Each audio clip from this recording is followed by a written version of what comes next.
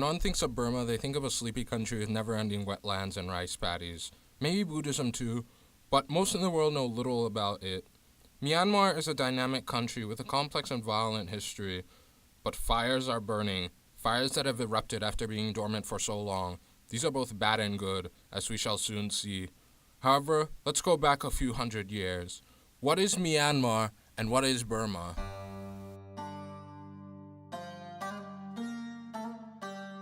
Myanmar is the official name of the country given by the military junta that ruled the country until 2011. However, Burma is derived from the word Bamar, which is the group of ethnic Burmese people who came to make up 68% of the population of modern-day Burma. These Bamar people first came together in the 11th century Pagan Empire, which united all surrounding city-states under one king. At this same time, Buddhism had become the dominant religion, not only in the Burmese region, but Southeast Asia. Pagan rule lasted until the 1300s when the Mongols conquered them. In the following centuries, they became divided into separate states again, with hundreds of diverse ethnic groups in each of them, groups that we still see today. The Gombong dynasty united the states again. It ruled with stability until the 1800s when they met the British, who began colonizing Southeast Asia. 3 wars broke out, and by 1886, all of Burma had come under British control.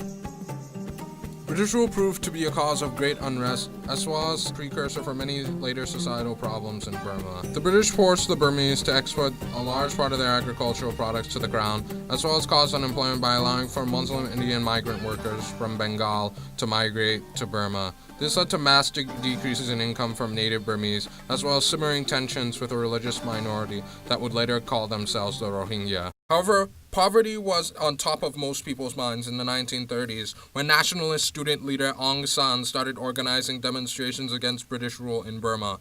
When World War II broke out, he formed the Burmese National Army and allied with Japan to successfully push the British out of Burma.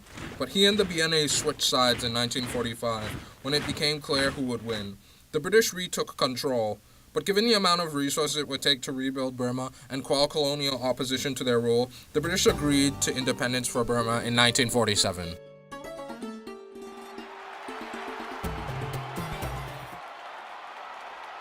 Aung San united Burma through sheer will.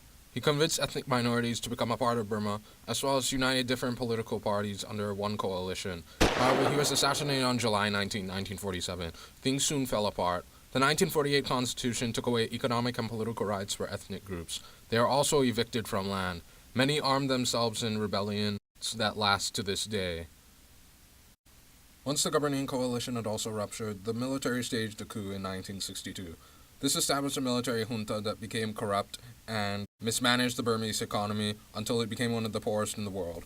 In 1988, economic controls and political repression led to calls for economic liberalization and democracy. Students, farmers, factory workers, monks, even members of the military took to the streets. One woman led the movement, Aung San's daughter Aung San Suu Kyi. She gave a speech at the Shwedagon Pagoda to 500,000 people on August 20, 1988, calling for free multi-party elections. Inspired by Buddhism and Gandhi, she and her National League for Democracy praised nonviolent opposition. Thousands died in army protester clashes, and Aung San Suu Kyi was placed under house arrest. But the government was pressured to have parliamentary elections, and in 1990, Aung San Suu Kyi and the NLD won 392 seats, with 58.7% of the vote. But the government did not accept the results. Democracy would have to wait again. In 2007, to help pay for its wars against the ethnic groups, the government raised fuel prices, which caused food prices to rise. By September, hundreds of thousands had taken to the streets in Yangon and Mandalay alone. Buddhist monks led these protests. Hundreds of them were killed, thousands more arrested. However, protests weren't just happening at home this time. Around the world, Burmese embassies were protested, and the US and the EU passed more sanctions. As a result, the junta changed to a civilian government, but many of the generals are still in the government. The new president Thein Sein released Aung San Suu Kyi in 2010 from house arrest, hopefully for the last time. Aung San Suu Kyi became opposition leader when the NLD took 43 seats in a 2012 election.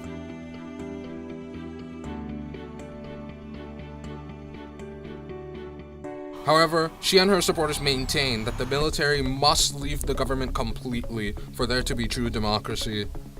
Democracy seems on the horizon, but death and displacement from long years of ethnic conflicts will be the biggest challenge to building Burma's citizenry.